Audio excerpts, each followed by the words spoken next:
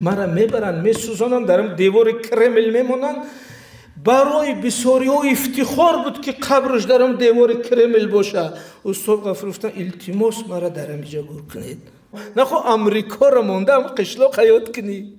لیکن استاد بعد یمی 20 سال پیتزا و کوکاکولا و چیزای مکدونالدز و KFC و خوردن، بعد در ما امریکا زندگی کردن، بازم می اومد گفت که قشلاقه که من بوی چپاتی دارد. همین کشیش وطن می کشد خاکش، خلاص خاک و خاشاکش.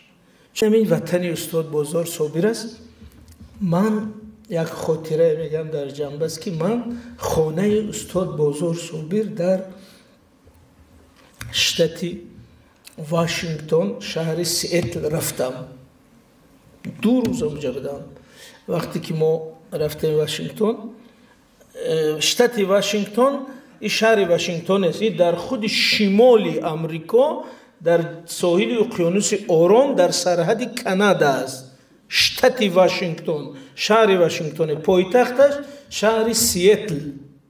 استاد بازار صابر در اونجا زندگی میکردن. بعد استاد خیلی خاطراش جزئیاتش نگیم. همین مرا با ماشین بچه‌شون آمده از دانشگاه بردن خانه‌شون. همین میریم یک جاده قبرستان سیاتل ده.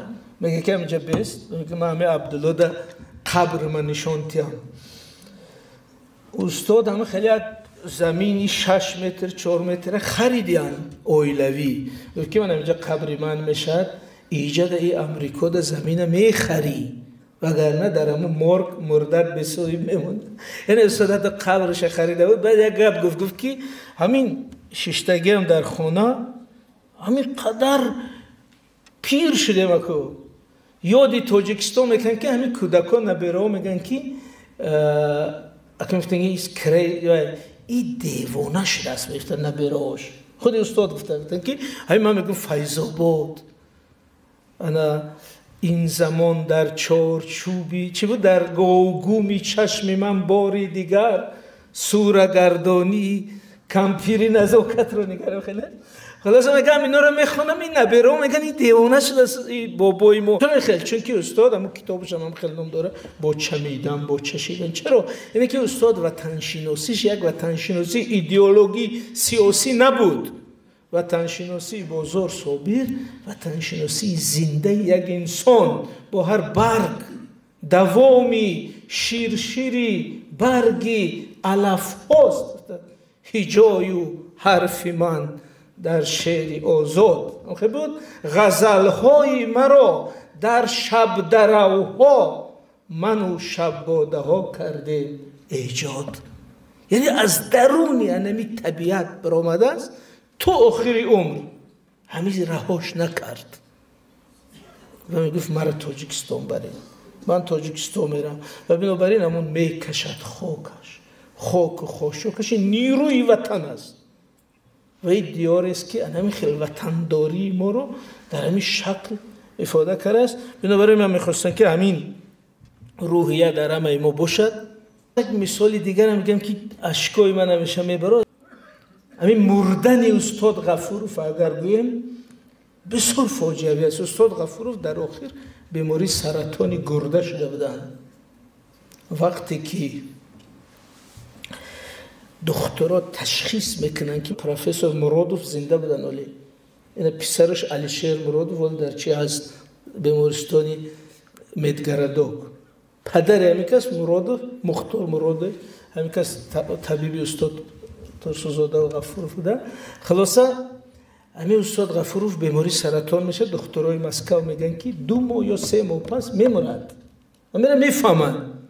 انا که استاد سابق رئیس جمهوری تاجیکستان و قراری مسکو که در اونجا زندگی میکرد، بعد رئیس جمهوری جا زندگی میکرد به نازکای سیاسی، دیرکتور انستیتوت شرق شناسی حقوق نداره که خیزه بیاید دوشنبه و بعد موافقه کند. یگان سبب نیست.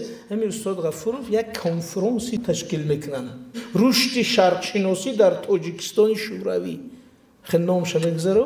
بعد به همین بهانه میاد دوشنبه رئیس کلخوز امو خستورز دوستشون همین نقل کرد، گفت است که احمد جان من این دفعه مردنی اومدم. بعد گفت است که چه خیلی گفت است که خیلی تشخیص است، همین یگانه وصیتی من همین که کاری کنید جسدی مرا مسکو نبرن. بعد ای میگه که ما حل کرده نمیتونیم ایره با رسولف گپ زدن در کار رئیس جمهور. یعنی اینه بینید انامین خیلی پیوند با وطن بوده است، خیلی فقط دیالوگی و گپی خالی نبوده است. انامین خیلی استاد ترسونزاده هم خیلی است. باز همین اوسیمی میگفتن که همین قبری ترسونزاده در دوشنبه دیده در بلندی. استاد ترسونزاده گفت که من همیجا گور کنید که من همین شهر همین دریای ورزو با تمام عمر دیده استم، روحی من همیجا باشد، چونکه من تصور نمیکنم که به اینجا چه زندگی میکنم، به اینجا چه بهشتی من همیجا. برای همین ترسونزاده دام بالای شهر در بلندی گور کردن. اونجا قبرستان نبود، اصلا یک تپه خالی بود. قبرستان لوچا بعدی ترسونزاده پیدا شد. یعنی همین خیلی بزرگای ما با وطن پیوست بدن، همین گونه با چمیدن، با چشیدن، با شمیدن، با صدا. بعد 20 سال در امریکا که ولی ما آرزو داریم اونجا رایم، استاد گشته میبینه میگه که این کوه که من آمد اندوهی من است.